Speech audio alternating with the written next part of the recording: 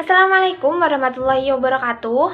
Di sini saya akan mempresentasikan mengenai analisis manajemen produksi agribisnis pada komoditas pisang dengan studi kasus, yaitu usaha pengolahan keripik pisang yang berlokasikan di Desa Ngablak, Kecamatan Celuak, Kabupaten Pati. Sebelumnya, perkenalkan terlebih dahulu, nama saya Ella Mudatin Zakiyah dengan NIM 1903211000069. Oke, pembahasan kita yang pertama yaitu penentuan komoditas dalam perencanaan produksi pertanian.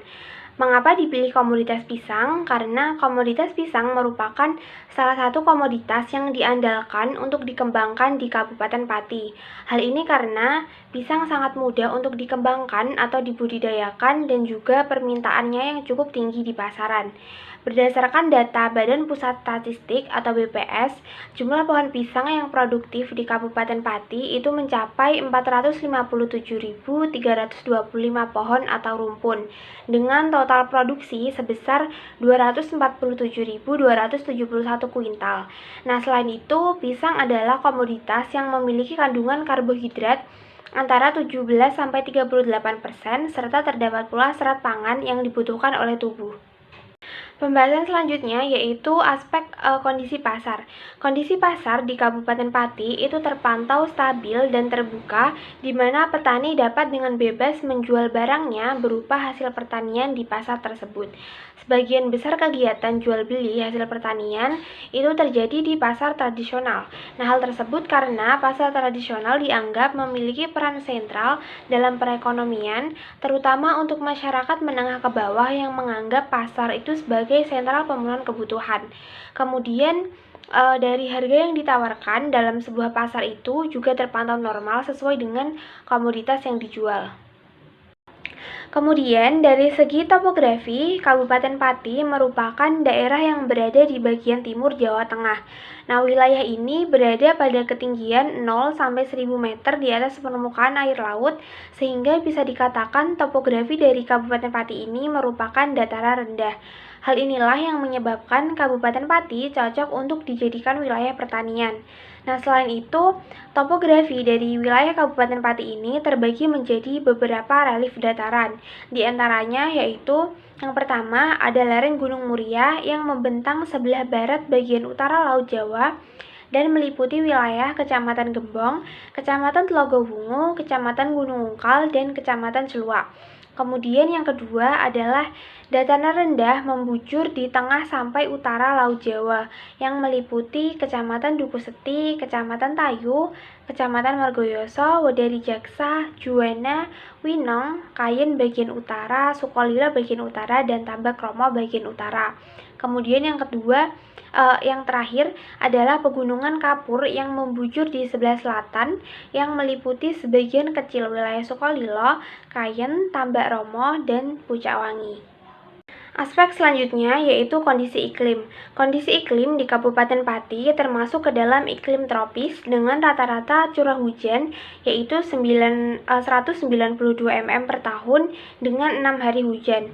Rata-rata temperatur terendah yang biasa terjadi di Kabupaten Pati yaitu 23 derajat Celcius dan yang tertinggi yaitu 30 derajat.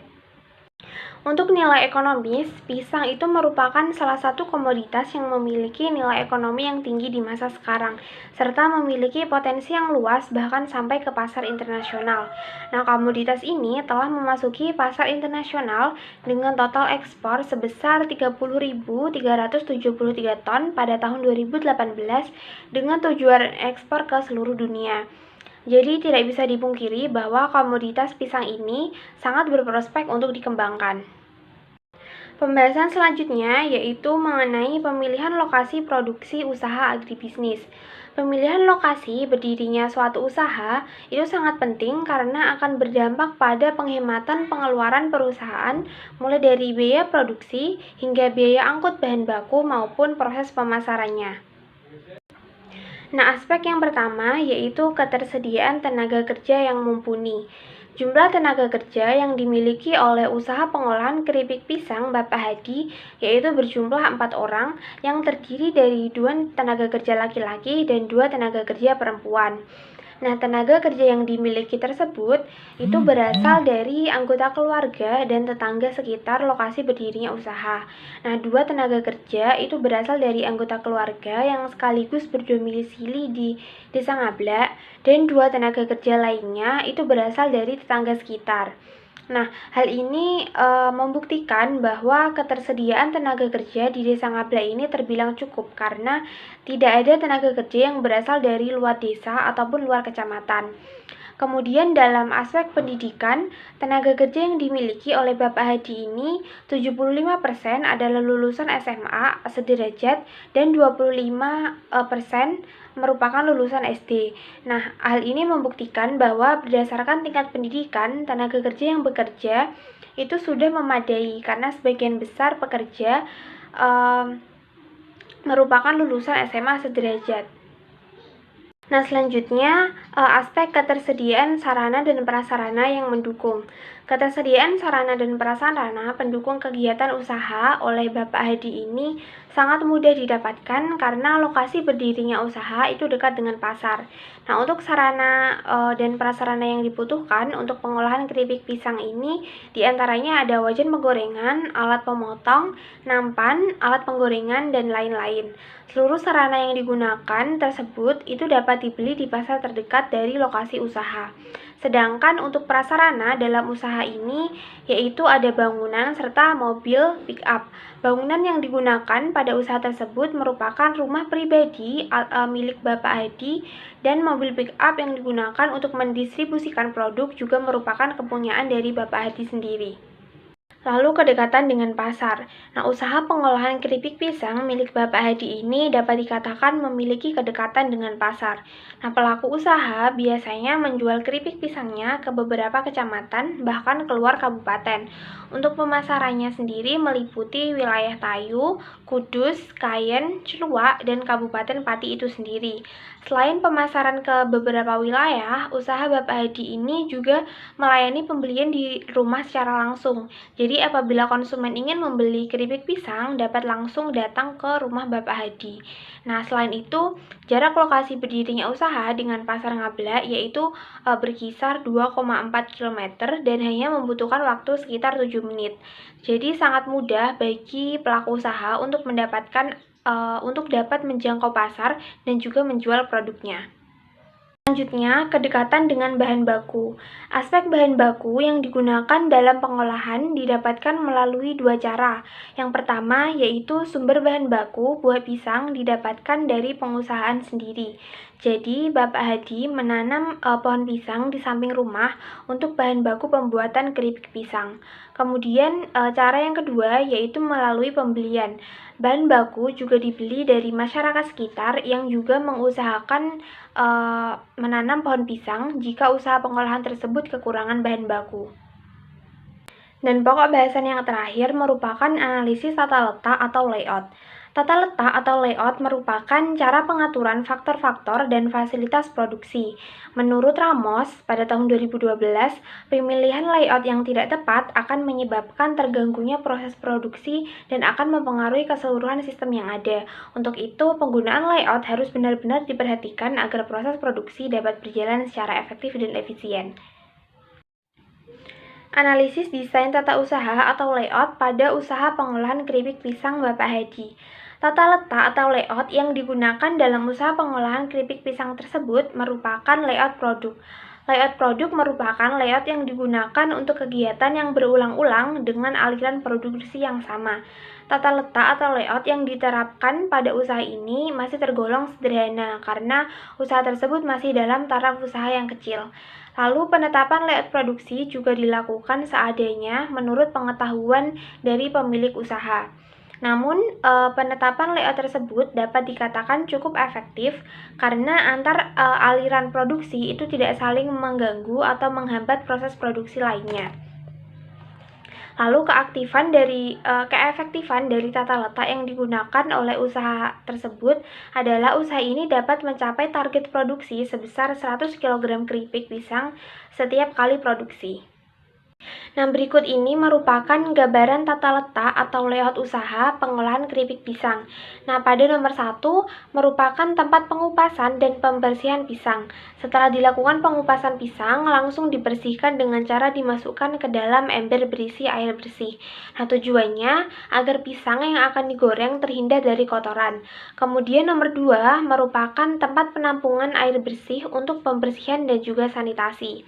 Lalu di sebelah tempat sanitasi terdapat bangku untuk meletakkan pisang yang akan digoreng ataupun pisang yang telah digoreng untuk selanjutnya dilakukan pengemasan yang ditunjukkan oleh nomor 3. Lalu nomor 4, di depan bangku terdapat tempat penyimpanan peralatan ataupun perkakas dapur. Lalu nomor 5 merupakan tempat penyimpanan bumbu dapur untuk proses produksi. Lalu nomor 6 adalah tempat pemotongan pisang menggunakan alat ataupun mesin pemotong. Lalu yang nomor 7 merupakan tungku penggorengan. Nah, tungku penggorengan yang dimiliki oleh usaha tersebut itu masih bersifat tradisional. Nah, menurut penuturan pemilik usaha, penggunaan tungku tradisional itu bertujuan untuk menghemat pengeluaran daripada penggunaan kompor gas. Lalu yang terakhir, nomor 8 merupakan tempat penyimpanan alat-alat penggorengan. Keuntungan dan kelemahan dari penetapan layout produk. Untuk keuntungan yang diperoleh yaitu meliputi 1. Proses pelatihan dan pengawasan yang mudah karena pengaturan aktivitas pada layout dilakukan secara beruntun. Kemudian yang kedua, ada kegiatan proses produksi itu dapat dikontrol kecepatannya dengan mudah. Lalu yang terakhir, biaya variabel per unit itu biasanya rendah. Hal tersebut dikarenakan volume produk yang dihasilkan tinggi dan produk yang bersifat standar. Selain keuntungan yang didapatkan, terdapat pula kelemahan yang dialami oleh usaha tersebut dalam menetapkan layout produk tersebut. Yang pertama adalah apabila terjadi kemacetan pada salah satu arus produksi, maka arus lainnya juga akan terganggu sehingga menyebabkan terganggunya kegiatan produksi. Layout produk dapat dikatakan kurang fleksibel dikarenakan dalam layout tersebut hanya dapat digunakan untuk memproduksi satu jenis produk. Kemudian yang terakhir merupakan proses produksi dapat dikatakan berjalan secara efisien apabila memproduksi dalam jumlah yang banyak. Nah, pembahasan yang terakhir yaitu kesimpulan dan saran. Untuk kesimpulannya, berdasarkan usaha yang dipilih dari komoditas pisang, yaitu usaha pengolahan keripik pisang Bapak Hadi, diketahui bahwa lokasi berdirinya usaha dapat dikatakan sudah baik. Hal tersebut dibuktikan dengan beberapa faktor, mulai dari kemudahan dalam mendapatkan tenaga kerja yang mumpuni, kemudahan mendapatkan sarana prasarana produksi, kedekatan dengan pasar, serta kedekatan dengan bahan baku. Nah, hal tersebutlah yang menjadikan usaha keripik pisang telah berjalan secara efektif.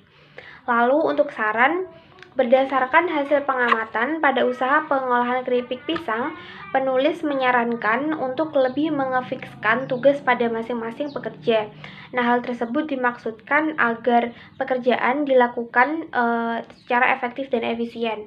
Kemudian untuk perencanaan tata letak, perlu memperhatikan komoditas apa yang dikembangkan agar layout yang dipilih sesuai dan dapat menghasilkan produk secara maksimal.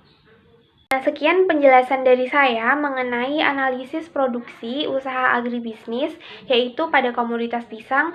Terima kasih. Wassalamualaikum warahmatullahi wabarakatuh.